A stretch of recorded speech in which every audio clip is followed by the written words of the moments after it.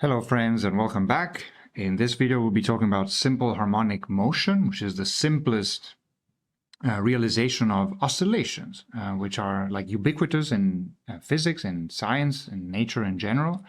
And in fact, simple harmonic motion is really of tremendous importance and has applications in essentially every single field that I can think of in science.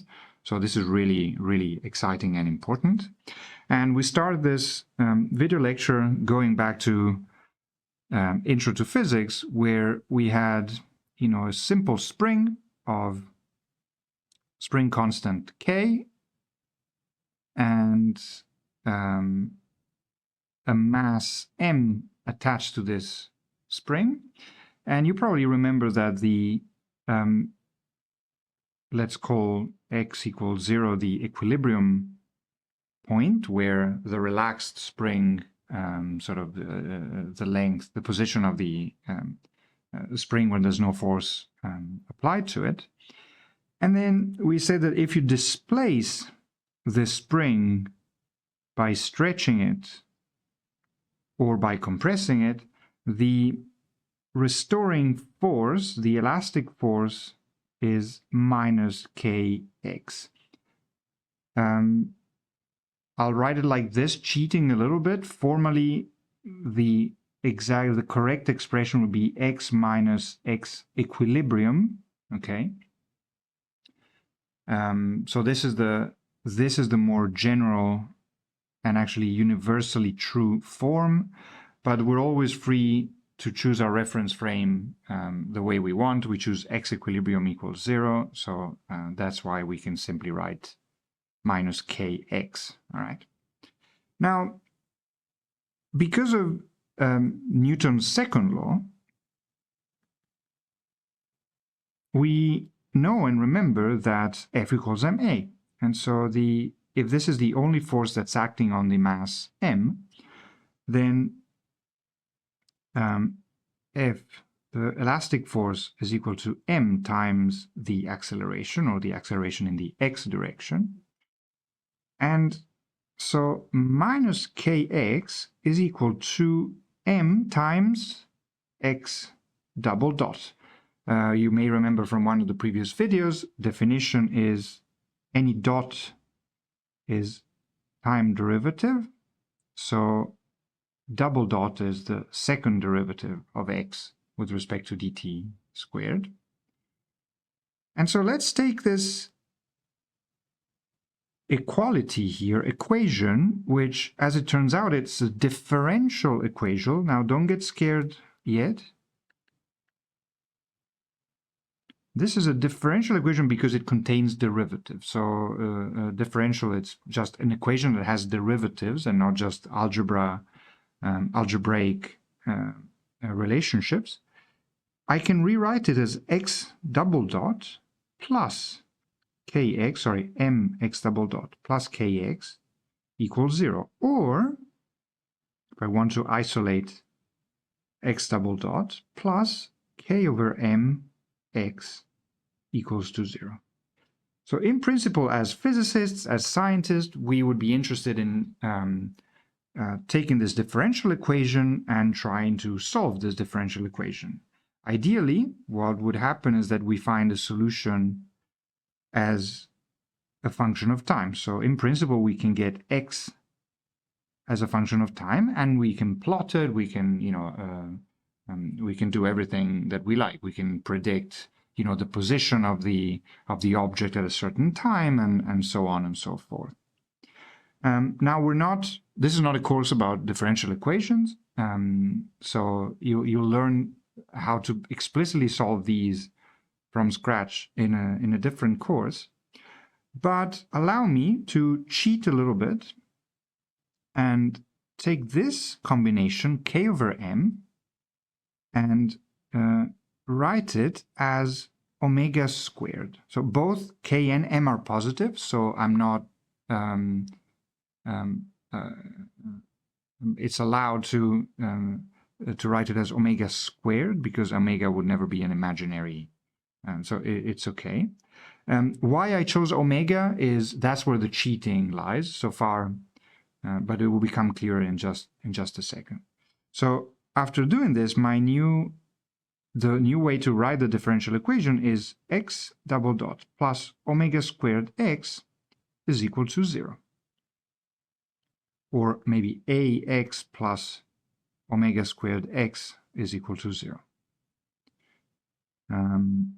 Maybe let me also rewrite it for 1 second like this. Does this look familiar at all?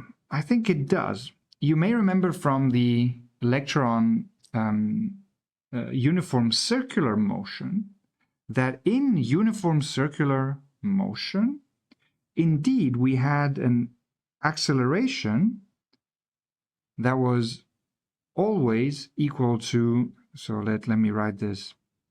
In uniform circular motion, we discover that the acceleration is actually precisely equal to minus omega squared x. And so this also implies that ax is minus omega squared x. Look at that. These are the same exact relationship.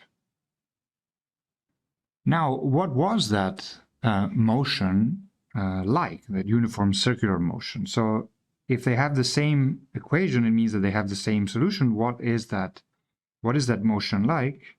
Let me do this. That's a bit too much. Let's do this. Let's put it here.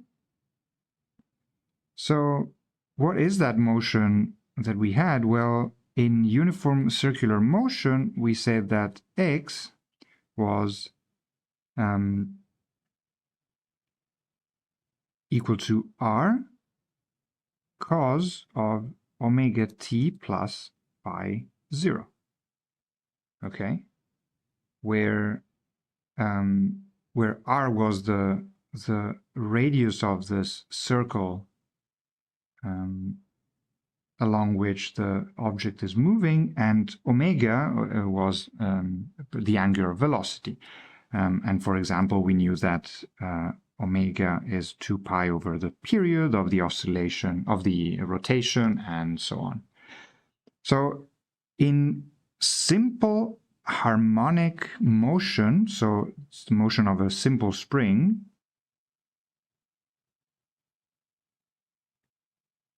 we have the same exact solution where x is equal to some amplitude, which we'll talk about in just 1 second to explain a little bit what that means. And again, cosine of omega t plus phi 0, where we have made this, we've identified this omega with more obvious properties of the system, which are the spring constant k and the mass of the object m. All right, these are extremely important equations. So look at this. What this is telling us physically is the following: that if we have two seemingly different systems of a particle, an object where the equilibrium point is in 0, and it's now of an object of mass m, you stretch it and then you let it go, this will be, say, if we have time, an axis of time here, let's say that you start here and this is the way that your oscillation will happen. See, as time goes by, we go towards the bottom, and you will be oscillating around the equilibrium point as a cosine wave. Okay, and there's another physical system that is quite different conceptually, which is that of an object moving of uniform circular motion around a circumference with a certain omega, that also, if you look at the x coordinate, see x is equal to a cosine of omega t, well, formally plus phi naught, and this was also the same expression. So this also, as a function of time, the x-coordinate is precisely moving in the same exact way. So two seemingly different systems actually have the same solution, and they have a very deep relation. Again, let me repeat.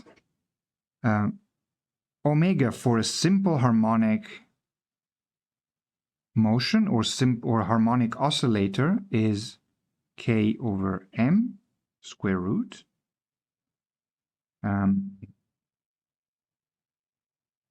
Great. And so the period of this oscillation is 2 pi over omega, namely 2 pi times the root of m over k. Okay. And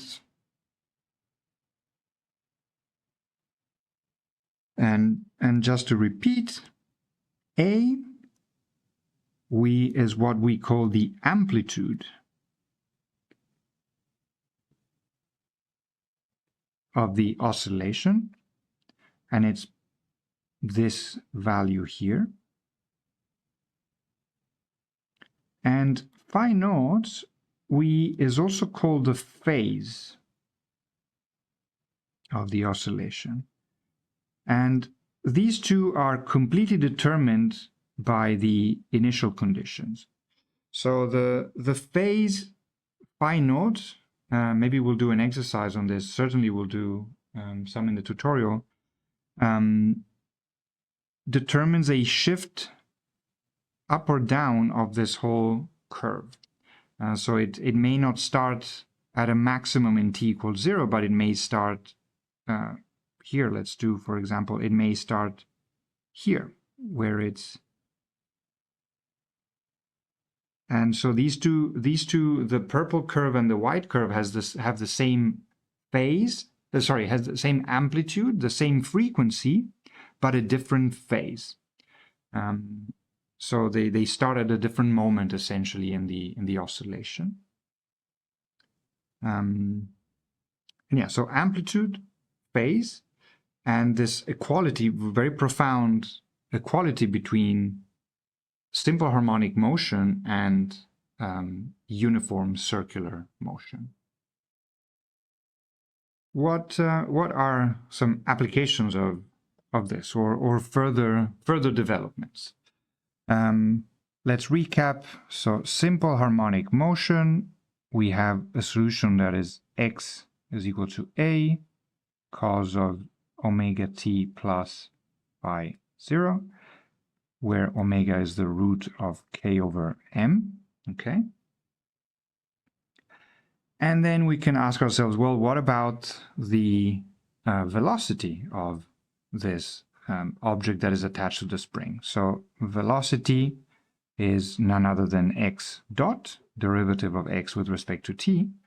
And again, this is minus a omega, and not the cos, but the sine of omega t plus phi 0.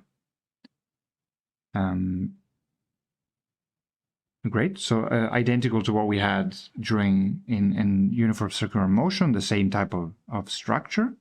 And if we go one step further, a is x double dot. Well, we kind of know this from the very start. We know where this is going, but just to do it again, this is minus a omega squared, the cos of omega t plus phi 0, which was, and that's the punchline actually that we started from, minus omega squared x. Now it's probably a good moment to do a couple exercises on this and see if we can start building some intuition about this. Namely, while keeping these formulas ready if we need them. So let's say, for example, that you take a spring of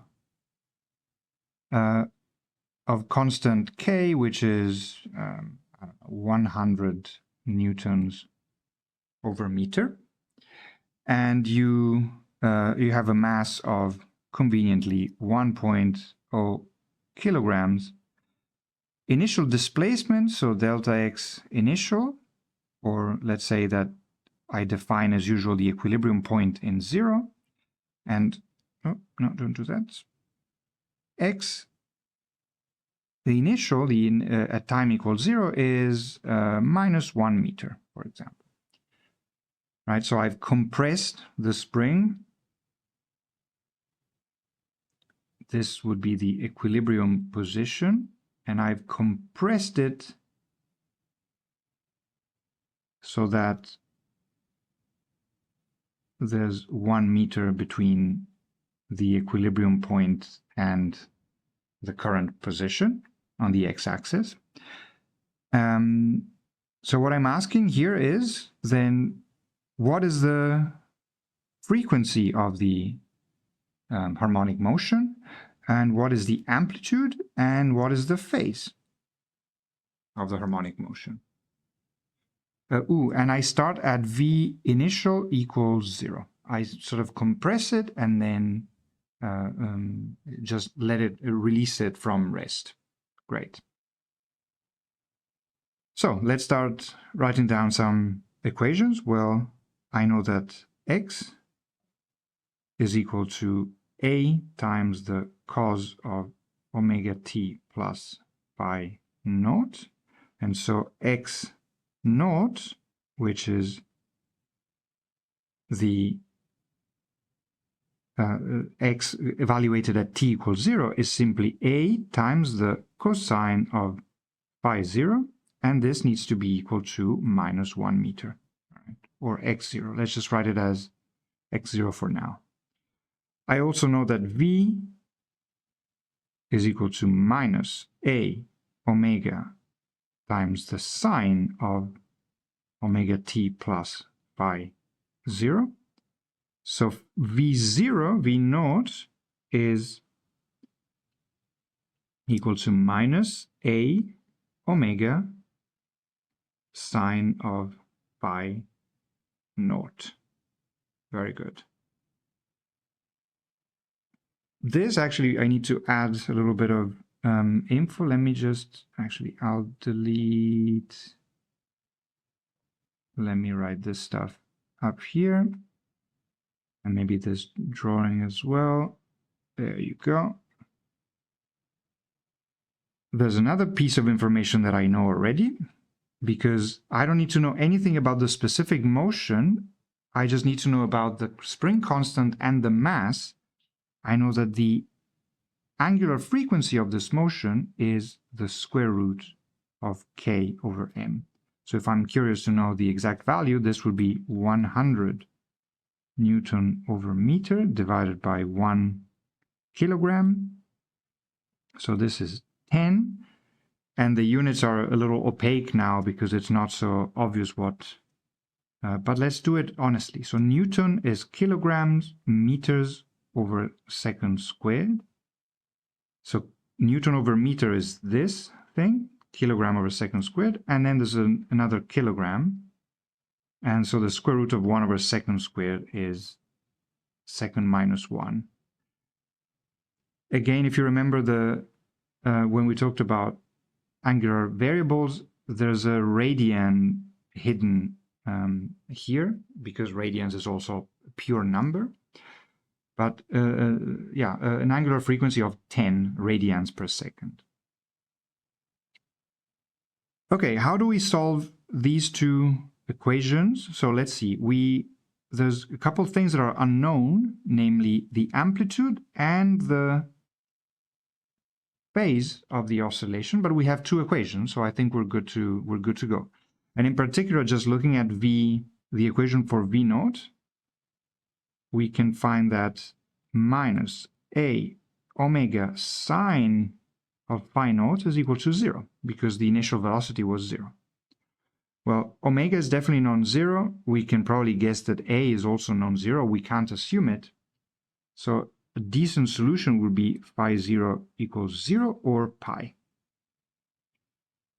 So it's either at 0 or 180 degrees. Both have, because they implied that sine of phi0 is equal to 0. All right. Both work. They will give us opposite solutions for A. As actually, I'll just show this to you in right now.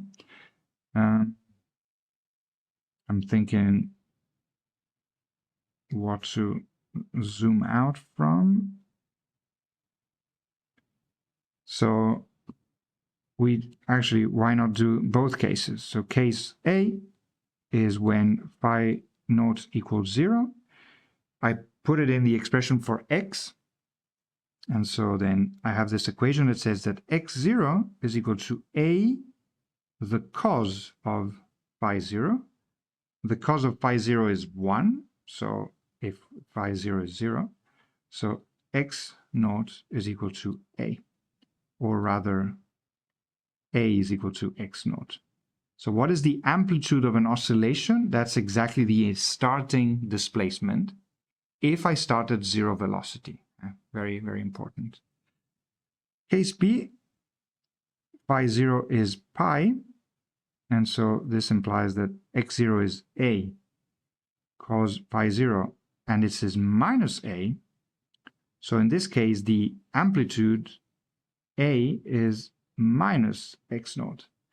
This is mathematically correct, and in general, we tend to always prefer the solution where A is positive, because it has a more transparent physical meaning, and amplitude is a positive quantity, whereas the initial displacement or not, or the displacement can be positive or negative. So this is the solution A is minus x naught with a negative amplitude is not incorrect mathematically, and it would give you precisely the same results. But conceptually, we try to prefer solutions where A is a strictly positive number. It's a bit more transparent. Okay. But good. This was a nice exercise. Why don't we do a follow-up?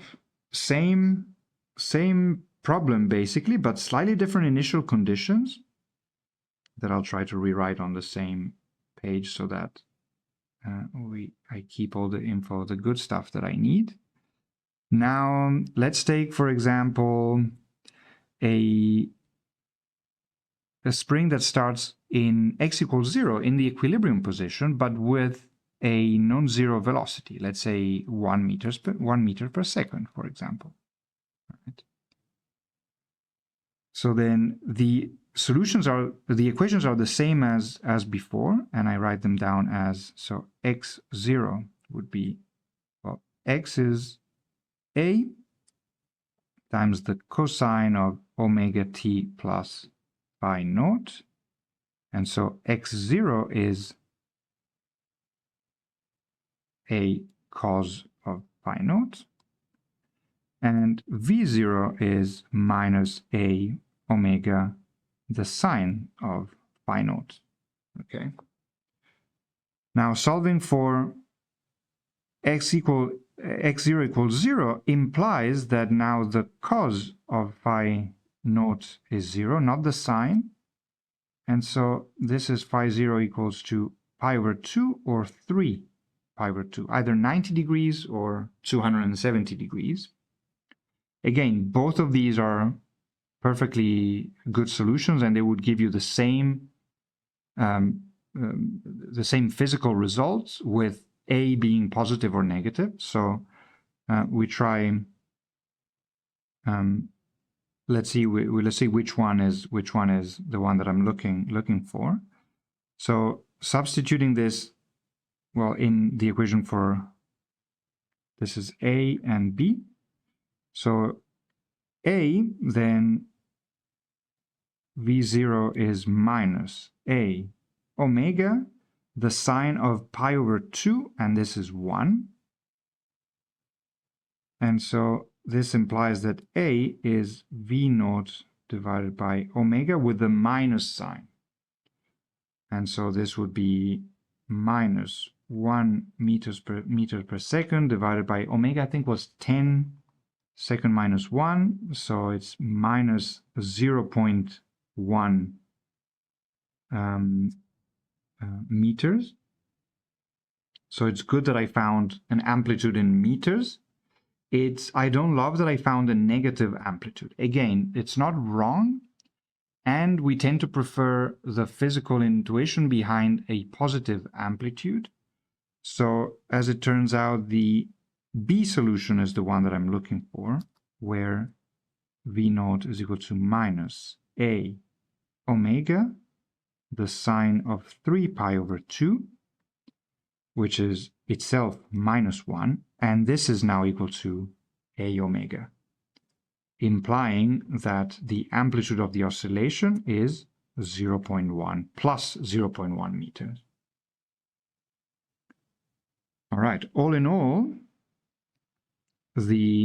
something maybe I forgot to do for the previous iteration of this exercise, I can write the full solution for the motion of this simple spring as x is equal to A cos of omega t plus phi naught with, so this would be 0.1 meters amplitude times the cos of, well, it was t divided by 10 seconds, because omega was 1 over 10 seconds, plus phi 0, which in our case was 3 pi over 2.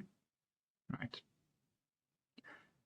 This was solution for B. To convince you that if I had, you don't have to have the hindsight of which angle to choose. You could have chosen angle A.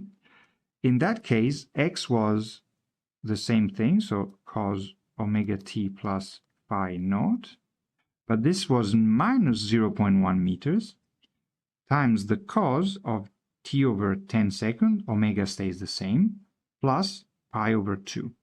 Right. Now go on GeoGebra or your favorite tool you use to plot functions and try to put these two functions and plot them together, and you'll see that they are exactly the same function. This phase difference precisely corresponds to this sign as in plus minus difference in front of the amplitude. Again, we tend to prefer B for a simple argument of having this notion of positive amplitude, but both solutions are completely correct and would give you exactly the same physics. An interesting topic in simple harmonic motion is the energy. What is the total mechanical energy of this mass that is moving attached to the spring? Well, we know that the total energy is the kinetic energy plus the potential energy. I hope you remember from intro physics that kinetic energy is 1/2 mv squared, and that the potential energy is 1/2 k x minus the equilibrium squared, which in my case is just x squared. Okay. If we combine this with the solutions we just found, namely that x is A cos of omega t plus phi naught, and that V is minus A omega cos of omega t plus phi naught, you find that the energy is then 1/2 mv squared, so that's A squared omega squared, sorry, this is not cos but sine squared of that argument, plus 1/2 k x squared, which is A squared and cos squared of blah blah blah. Okay, now look at this. This is 1/2 a squared, and here I have m omega squared times the sine squared plus k cos squared. I'm not wasting time writing omega t plus phi naught. And look at this. Remember k and its relationship with omega and m? I had omega squared equals k over m. So k, I can also write it as omega squared m, which is precisely what I have here. All right. So I can write this equivalently as either this is equal to k or this is m omega squared. And then by properties of trigonometry, sine squared and cos squared are 1. How amazing. So the energy is either 1/2 ka squared, actually let's write it like this, or exactly equivalently 1/2 m omega squared a squared. Look at that. So these are the expressions for the total energy in simple harmonic motion. Whenever you know that you have harmonic motion of a certain object of a certain mass m and at a certain angular frequency omega with an amplitude a, this is its total energy. If it's an actual spring, then of constant k, then k is exactly what, yeah, it's what you need. And at the same time, seeing this in this form, where let's write it, for example, as, actually, let me do some tidying up. Let's choose on using maybe rubbish. Yes. Let's choose on writing m omega squared as using a k as m omega squared. So the total energy was k kinetic energy plus potential energy, and I wrote this as 1/2 m a squared omega squared sine squared of da da da plus 1/2 m a squared omega squared cos squared of da da da. So in each moment, look, the sum is always 1 because we know that sine and cosine are always 1. But when one is large, the other one is small, and vice versa. And when one is small, the other one is large by the sheer properties of sine and cosine. So during the motion of an object attached to a spring that oscillates back and forth, you probably knew this back from introphysics, when the potential energy is max, namely at the maximum values of the displacement, the kinetic energy is minimum. You're actually at rest both here and here at the frontmost and at the front and at the back of the oscillation. On the other hand, so this is u equals max and k equals min, and the minimum of k is 0. On the other hand, when you're passing through the center, the equilibrium point, then u is at a minimum, which is 0, and k is at a maximum. And so the speed and velocity is at a maximum. Very nice. All right. Thank you so much for watching, everyone, and see you soon.